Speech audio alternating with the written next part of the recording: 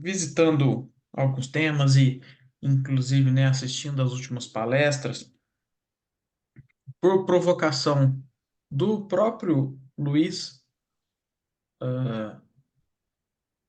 que nos últimos tempos tem trazido bastante texto da Joana de Ângeles,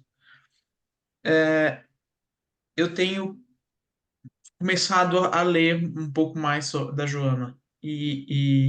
Porque quando o Luiz traz aqueles textos e eu presto atenção nos textos. Né, alguns trechos da Joana, eles são muito bacanas. E ela tem toda uma série para quem quiser se aprofundar, né? A Joana com Joana de Anjos com Psicografia do Dival tem uma série chamada Série Psicológica, né? Que tem pelo menos uns 10 livros, é isso? Por Para aí. mais, né? É, daí para mais. Que ele avança, inclusive, em conceitos da psicologia, né? Conceitos, alguns para mim até difíceis de entender, mas esses de hoje eu fui buscar nesse outro livro algumas fontes e acabei me lembrando, lendo esses trechos, eu acabei me lembrando de uma mensagem do Chico, que psicografia da Meimei, que dá o título a essa palestra de hoje, que chama Confia Sempre. E aí eu comecei do fim. Eu vim do contrário, né? Comecei do final, que seria, a gente vai ver no final essa mensagem, mas eu fui buscando o contrário dela. E toda vez que a gente pensa, né, nessa palavra confia sempre, ou seja, a gente está falando de confiança. E o que que nos remete à confiança, né? E eu não escolhi à toa essa foto aqui para ilustrar esse começo dessa palestra, né? Na verdade, buscando a palavra confiança num banco de imagens num site que eu busco sempre, né, buscando o termo confiança, me trouxe essa imagem. E aí, a partir dessa imagem, eu comecei a traçar um raciocínio.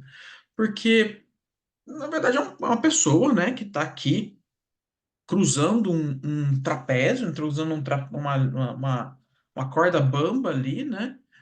Tentando atravessar um espinhadeiro, um rio, parece ter um rio passando ali. É uma atitude meio loucura, né? Parece um pouco colocar a vida em risco. Por que que essa pessoa estaria fazendo isso? O que que tem a ver com fé isso, né? Eu não vou discordar que é uma atitude arriscada. Eu, pelo menos, não teria coragem. Eu morro de medo de altura, eu tenho pavor de altura. Não enfrentaria umas coisas dessas e não tenho zero equilíbrio. Mas o que que tem a ver com fé, com confiança, né? Que a gente não pode negar que uma pessoa que consiga fazer uma tarefa dessa, que ela tenha que ter fé e confiança. Mas a pergunta que fica é: fé no quê? A fé que talvez que a corda não vai arrebentar? A fé de que ele não vai cair? Né? A fé de que os equipamentos de segurança estão bem instalados lá? Então tem muita coisa para acreditar, tem muita coisa para ter fé. Mas seria uma fé cega? Porque ele poderia confiar, né, todos esses pontos para uma outra pessoa. Ele pode confiar que a corda é de uma boa qualidade, que a instalação dos equipamentos de segurança foram feitos apropriadamente. Ele pode confiar isso numa outra pessoa. Ele fala: olha, estou confiando cegamente naquela pessoa eu confio. Mas será que isso é prudente?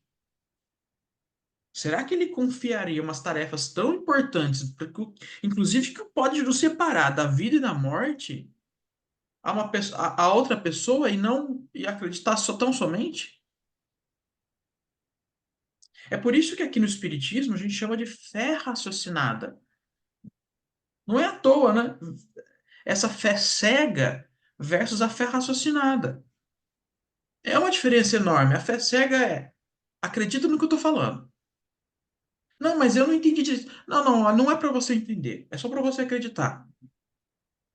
né? Que é talvez o significado da palavra dogma. O que que é o dogma? É uma verdade absoluta, que não tenho como questionar, eu só tenho condições de acreditar. Eu não vou absorver aquilo, eu não vou compreender. Talvez eu consiga absorver um pouco da superficialidade daquele dogma. É uma verdade absoluta. Eu não participei do raciocínio para chegar até lá. Eu não construí, eu como indivíduo, não construí esse raciocínio, mesmo que só para entender. É um papum, é um, né, que a gente chama em empresa, um top-down, ou seja, o presidente decidiu lá, a matriz lá do exterior decidiu, mandou um recado para que tem que ser admitido dos pés à cabeça da companhia. Essa é a fé cega. Versus o que a gente chama no espiritismo, que no espiritismo bate muito nessa tecla, da fé raciocinada. E aí, né, buscando da Joana, ela tem esse trecho. Oh, perdão, gente, eu fui clicar aqui, saí. Esse trecho do livro Em Busca da Verdade, ele fala: a verdadeira fé é aquela que é racional, se fundamenta na experiência da imortalidade. É a única portadora de resistências morais para o enfrentamento que se expressam como solidão, sofrimento, silêncio, expectativa, angústia. Olha que interessante. Fundamentada na experiência da imortalidade. Ou seja, leva em consideração, inclusive, vivências desta e de outras existências. Poxa, André, mas eu não lembro das outras existências. Como é que eu vou fundamentar minha fé nas outras experiências? O- mas o aprendizado que nós levamos de outras experiências, eles ficam na sede da inteligência, que é o espírito. Nós não podemos acessar nesse momento, mas às vezes nós acessamos como consciência, como intuição. É a base da nossa formação moral. Sabe aquele tijolinho que constrói lá numa casa? Às vezes é uma programação básica de um computador, de um programa, né? E a partir daquilo que constrói a nossa formação moral, por exemplo. Mas não é só nas experiências passadas, é também no conceito de imortalidade. A gente tem que ter fé, não só sabendo acreditar, não só pensando nesta vivência. Nós temos que ter fé para compreender toda a nossa imortalidade de existência, nossa pluralidade de existências. Nós temos que pensar não mais como seres com essa única vivência. O Luiz bate muito na tecla, né, que nós somos um ser biopsíquico, econômico, social e espiritual. E esse realmente talvez seja o desafio do novo milênio, da nova fase, inclusive da evolução espiritual do planeta, é entender, não esquecermos essa pontinha espiritual. Não dá para separar. Não dá para falar, eu sou só social, eu sou só bio, eu sou apenas psíquico, eu sou apenas espiritual. Não, porque nós somos um combo. Não é, é igual no McDonald's, a gente chega lá e fala, eu quero o combo. Ah, posso pedir batata separado? Eu posso pedir hambúrguer separado? Até lá dá. Mas vamos imaginar que não dê. Não dá. Nós seres humanos, somos esse combo. É que às vezes a gente joga pro canto algumas delas. E o desafio para a próxima etapa evolutiva é saber que o lado espiritual é tão importante quanto os outros. E o espiritual, não estou falando de religião. Espiritual é essa consciência da imortalidade que nós precisamos ter. É a consciência de que existe todo uma outra vida, na verdade, né? Uma outra dimensão, digamos assim,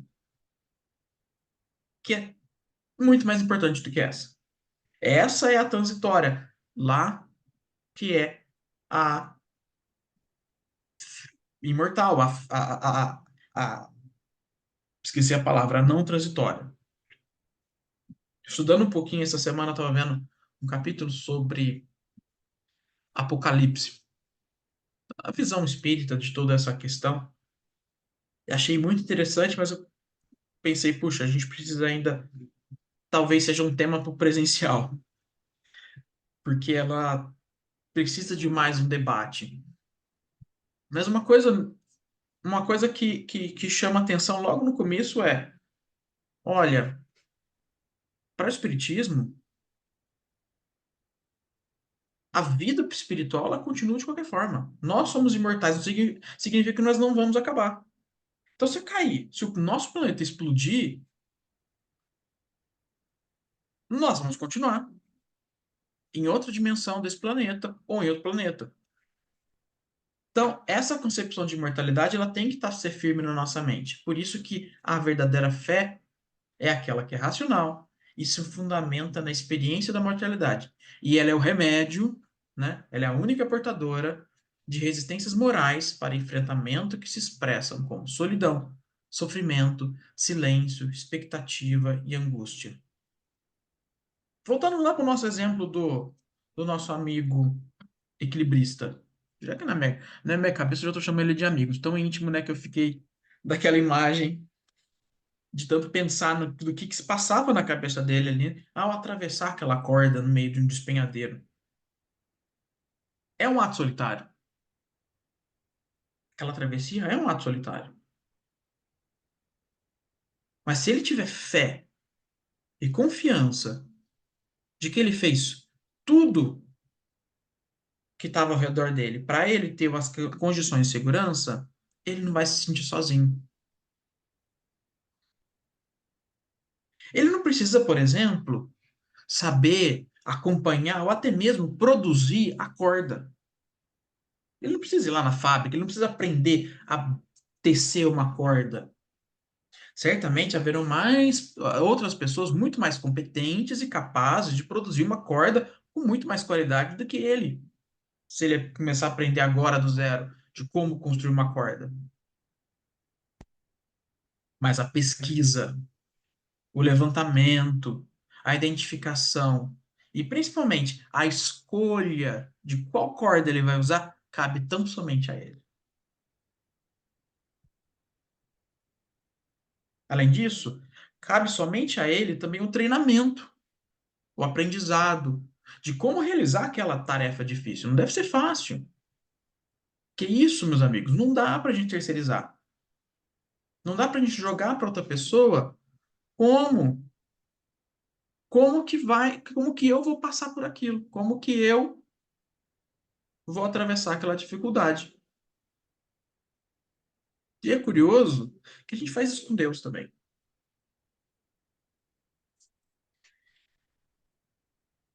Primeiro, porque tem aquelas pessoas que confiam tão cegamente em Deus a ponto de renegar sua vida. Diferentemente daquele outro, da primeira foto, do cara que estava atravessando com equipamento de segurança, conectado, mesmo que estava colocando um pouco a risco, a vida em perigo, mas ele, né, vamos traçar aqui no nosso exemplo, que ele tenha feito tudo, essa outra pessoa aqui está totalmente inconsequente. Tá pulando um barranco aqui, um despenhadeiro que se tropeçar, cair, ralar, aqui, escorregar, ele cai. Está sendo imprudente. Mas ele poderia falar: confia em Deus. Eu confio tanto em Deus que eu tenho certeza de que que ele não vai me deixar morrer nessa história. É como se fosse um salvo-conduto. Então, será que essa confiança em Deus significa que podemos tudo? Porque Deus está na nossa retaguarda? Não. Como se Deus fosse passar pano, fosse limpar todas as sujeiras que nós fizéssemos. É por isso que fé não é uma imunidade à dor, né? Ter fé não é estar imune à dor, não é afastar a dor. Até temos nosso exemplo aqui na prece que dá nome ao Cáritas. Ela fala com uma súplica a Deus, né? Uma súplica a Deus para dar forças àqueles que passam por provação. E que em nenhum momento clama por isenção dos sofrimentos, mas sim esperança para aqueles que sofrem. É por isso, né, que a fé, né, numa passagem muito linda do Evangelho segundo o Espiritismo, tem um capítulo, uma mensagem que chama Fé é a mãe da esperança. Pois é a confiança plena em Deus que nos dá força de que todas as lágrimas secarão e todas as dores se acalmarão. Deus confia plenamente em nós. Afinal, nós somos criados à sua imagem e semelhança. Como ele não confiaria que o trabalho dele, ele, a suprema inteligência do universo, não confiaria que o trabalho dele não fosse perfeito? A imperfeição é por nossa conta, não é na conta de Deus. Então a fé, ela não afasta a nossa responsabilidade, o resultado de nossas escolhas. Ela faz parte do processo de renovação, de crescimento e evolução espiritual.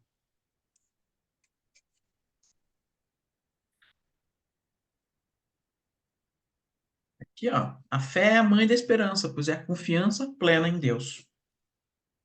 No livro Céu e Inferno, acho que eu já comentei, acho não, né, já comentei aqui sobre o livro Céu e Inferno, e ele é dividido, para quem nunca viu ou não tem familiaridade, porque ele talvez seja um dos livros menos conhecidos aqui do Kardec, ele é dividido em duas partes. A primeira parte, ela fala da justiça divina, do Código Penal divino, né? Das penas futuras que ele chama. Então ele vai debater, o Kardec vai debater conceitos como purgatório, inferno, céu, anjos, demônios, em todos essas conceitos que eram, né, da época. Já a segunda parte são transcrições de comunicações das reuniões mediúnicas, em que os espíritos chegavam lá, eram invocados, os espíritos chegavam lá, faziam suas comunicações, e às vezes, e comumente, né, na maioria das vezes, vinha um espírito dar uma explicação, um outro espírito mais elevado, ou o coordenador da reunião, ou o próprio mentor do espírito que está ali. E aí ele divide as comunicações entre espíritos felizes, espíritos em condições medianas, espíritos sofredores, suicidas, criminosos arrependidos, espíritos endurecidos e depois um capítulo só para expiações terrestres. E aqui é só uma parte bem interessante. Às vezes o espiritismo, há quem diga que o espiritismo é muito acadêmico, né? Muito filosófico. Porque por muitas vezes nós ficamos aqui olhando discussões, o livro dos Espíritos, tem uma parte muito quase científica, né? E, e não muito fato. Só que nós não podemos ignorar que metade do Espiritismo é baseado em é, relatos e testemunhos. Aqui enquanto que no Evangelho segundo o Espiritismo são comunicações muito bonitas, né? Muito evoluídas, que vieram tanto no Céu e Inferno, quanto nas revistas espíritas, que são as publicações da época do Kardec, elas contêm esses relatos de espíritos que passaram por ali e explicações que nos dão a entender um pouquinho do lado prático. E aí, trazendo aqui para o nosso lado, nós temos André Luiz, com muito caso sobre isso. E até mais recente, né? Não tão recente assim, já faz uns 20 anos que o livro foi publicado, da Vera Lúcia com a Patrícia. No livro dela também tem muitos relatos de espíritos. O André Luiz entrevista muita gente ali, a Patrícia também acaba entrevistando. Então esses relatos eles nos aproximam e às vezes alguns deles nos tocam, porque você fala, puxa, olha como que pode acontecer, olha como a realidade acaba caindo em situações mais específicas. E aí dessas comunicações que está lá no Céu e Inferno, no capítulo inclusive de espíritos endurecidos, depois de um relato desse espírito que passa muito, inclusive atacando as pessoas, ele é muito enraivecido ainda, a mentora desse espírito aponta esse comentário aqui, que eu achei muito bonito. A crença é o primeiro passo. Vindo em seguida, a fé e a transformação a seu turno. Mas além disso, Força é que muitos venham revigorar-se no plano espiritual. Então, acreditar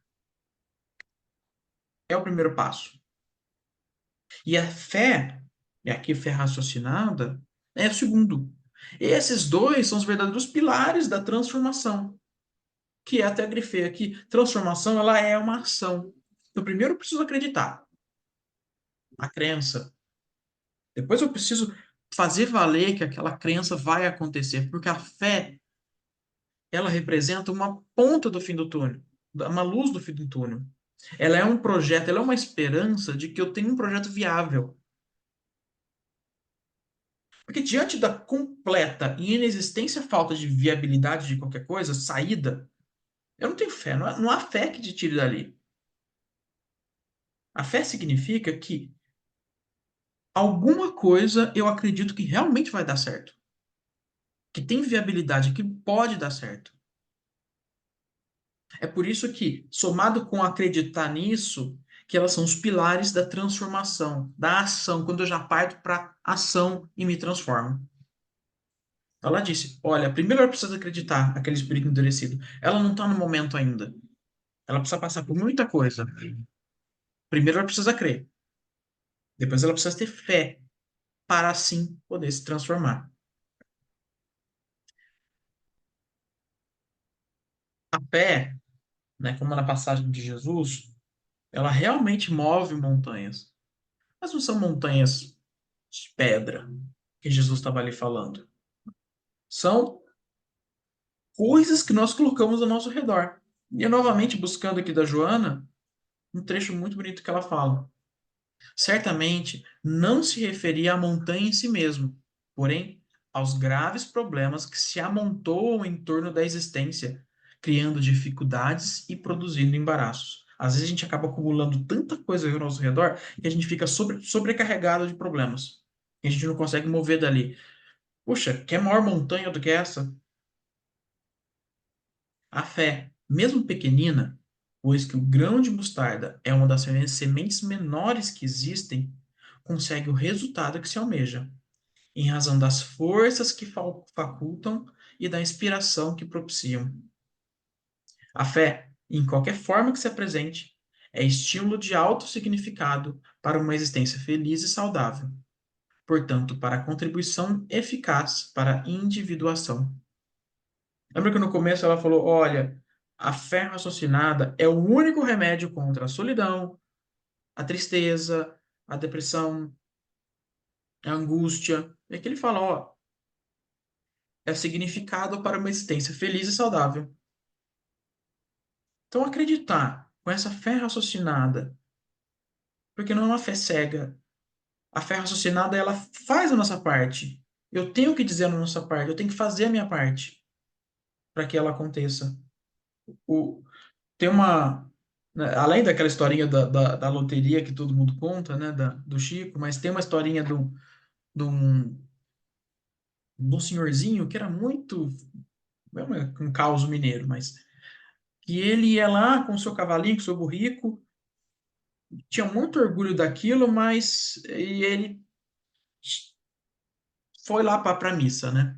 E chegou na parte da missa, ele nem sequer amarrou o burrico, porque ele falou: eu confio tanto em Deus que eu tenho certeza que ninguém vai me roubar. Aí foi lá, encontrou, né, com o sacerdote lá e falou: Deus, eu confio tanto em Deus que eu nem amarrei meu burrico. Ele falou: corre lá, volta, amarra, porque Deus não vai estar cuidando do burrico nesse momento.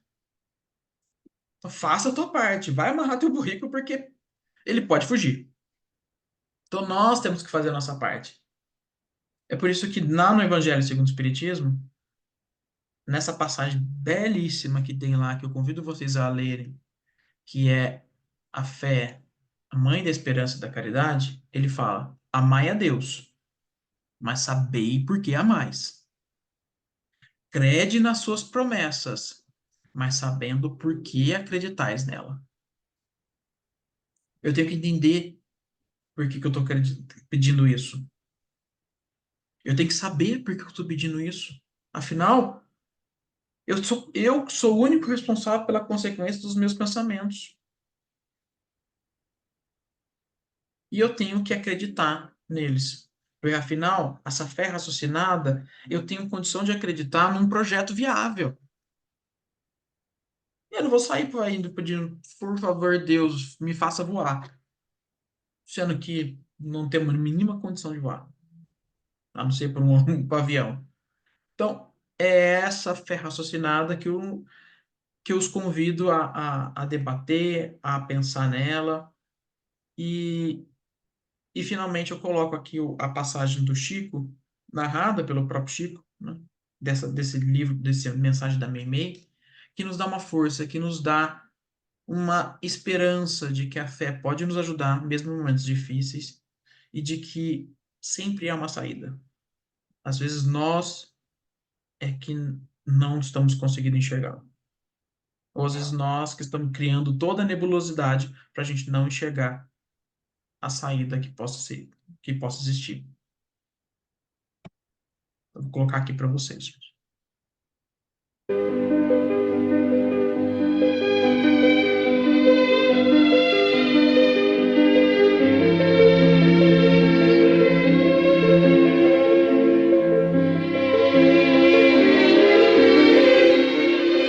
Confia sempre. Não percas a tua fé entre as sombras do mundo. Ainda que os teus pés estejam sangrando, segue para a frente, erguendo-a por luz celeste acima de ti mesmo. Crê e trabalha. Esforça-te no bem e espera com paciência. Tudo passa e tudo se renova na terra, mas o que vem do céu permanecerá. De todos os infelizes, os mais desditosos são os que perderam a confiança em Deus e em si mesmos, porque o maior infortúnio é sofrer a privação da fé e prosseguir vivendo. Eleva, pois, o teu olhar e caminha, luta e serve, aprende e adianta-te. Brilha a alvorada além da noite. Hoje é possível que a tempestade te amarfanhe o coração e te atormente o ideal, aguilhoando-te com a aflição ou ameaçando-te com a morte. Não te esqueças, porém, de que amanhã será outro dia.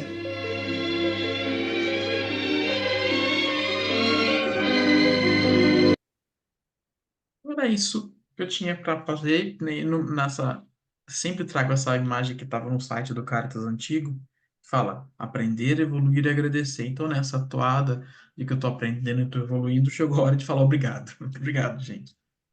Muito bem, muito bem. Alguém tem algum comentário a fazer para o André? Fez a gente parar para pensar um pouco nesse processo todo e juntar algumas coisas que vocês podem perceber que as palestras estão tendo acompanhando mais ou menos o mesmo sentido, o mesmo tema. E não foi nem, como disse o Marcelo, ele parou lá um dia que ele tinha que dar palestra, aí ele olhou para ver se tinha palestra e trouxe a palestra.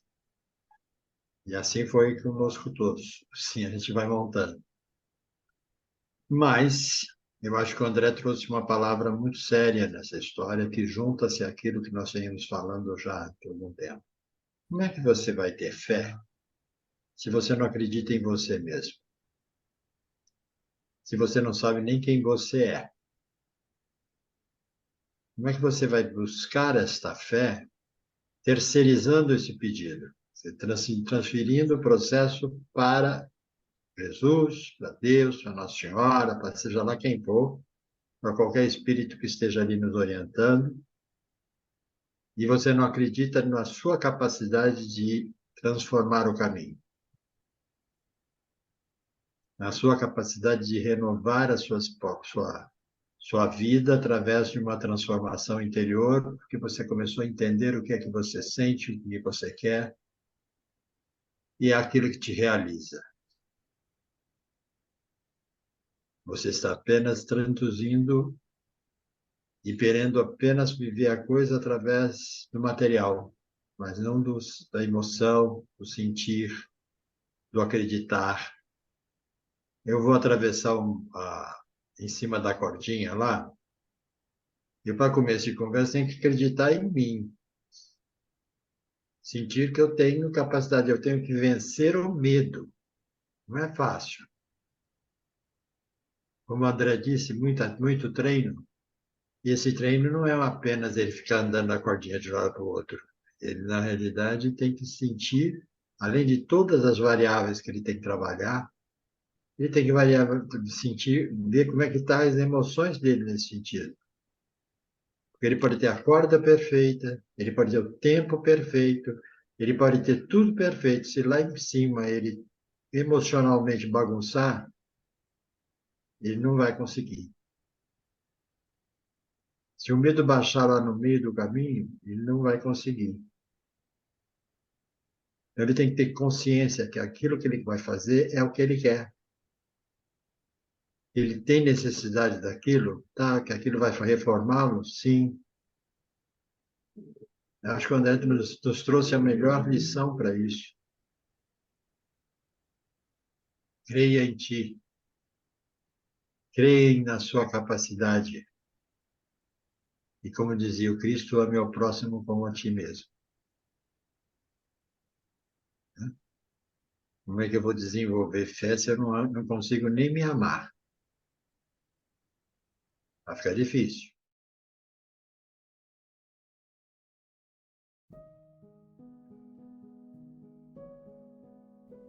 Então vamos nos unir numa prece gostosa nesse momento.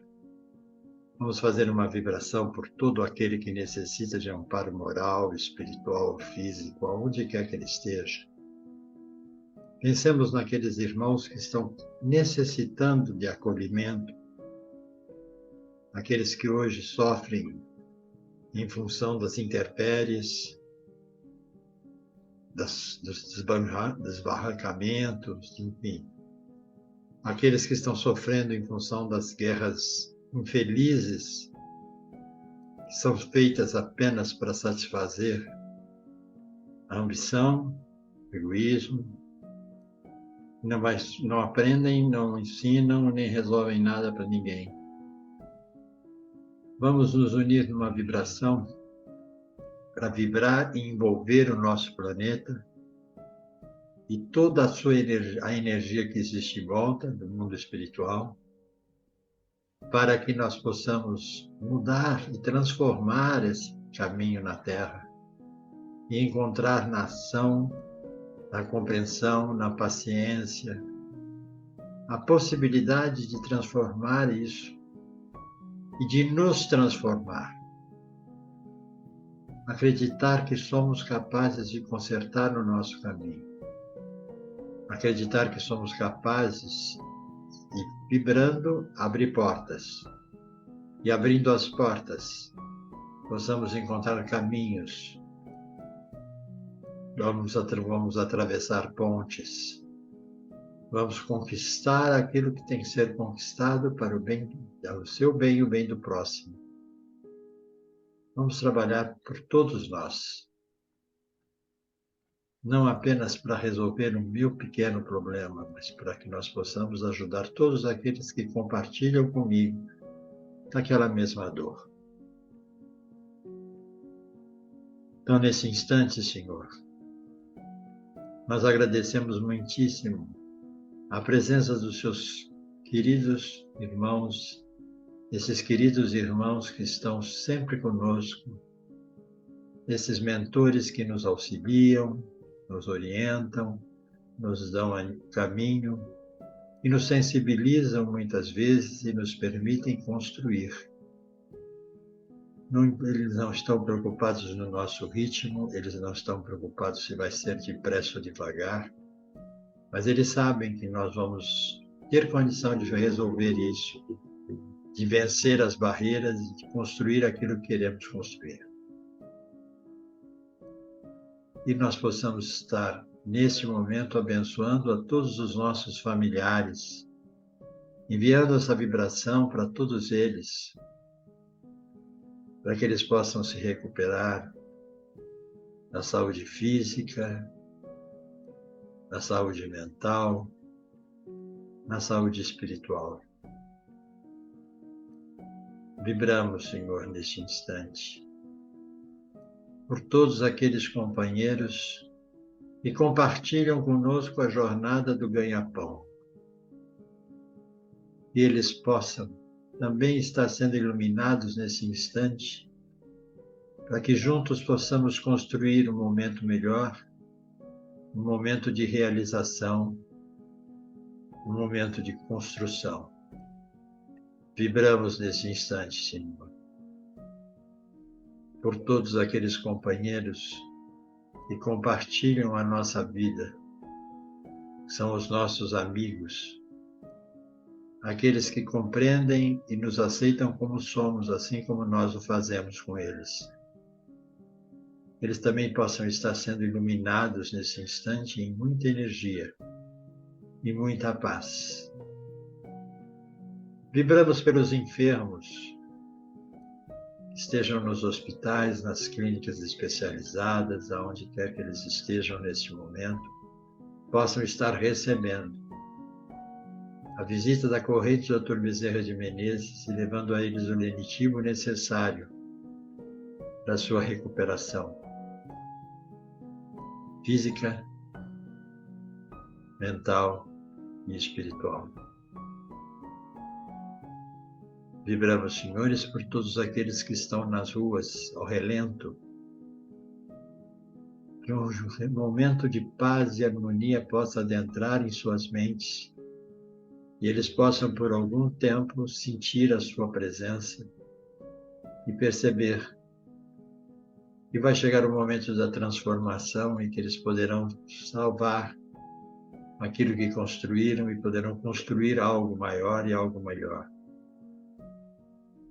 Vibramos por todos aqueles que estão com dependência química, onde estiverem possam estar sendo iluminados neste momento e vencer a luta de não depender disso. Vibramos, Senhor, pela nossa casa nova. Vibramos pela casa para que ela seja iluminada e esteja sendo cada dia mais preparada, para que lá nós possamos atender mais pessoas, acolher mais as pessoas e ajudá-las nessa jornada, com um momento de fala, de conversa, com um momento de estar aberto a ouvir, um momento de ter paciência, de ter compreensão, e assim, momento a momento, vencendo as barreiras que possam aparecer. Vibramos neste momento, Pai, por cada um daqueles que aqui estão, pelas suas casas. Pensem nesse instante nas suas casas e iluminem as suas casas. Elas possam estar nessa corrente de energia, em muita paz, muita luz, muita vontade de estar melhor, estar ajudando aquele que está ao seu lado, estar levando uma palavra fraterna. E lembremos sempre que somos espíritos encarnados no caminho do aprendizado e da evolução. Estamos sendo sempre acompanhados por espíritos desencarnados e também estão buscando esse crescimento. E ainda temos a parceria com os nossos irmãos em luz, que já venceram suas etapas e que hoje se doam para nos auxiliar a caminhar e construir a nossa jornada. Tarefa que, se assim for permitido, estaremos realizando numa próxima etapa. Que a paz possa estar com todos, agora e sempre. Que assim seja, com a graça de Deus.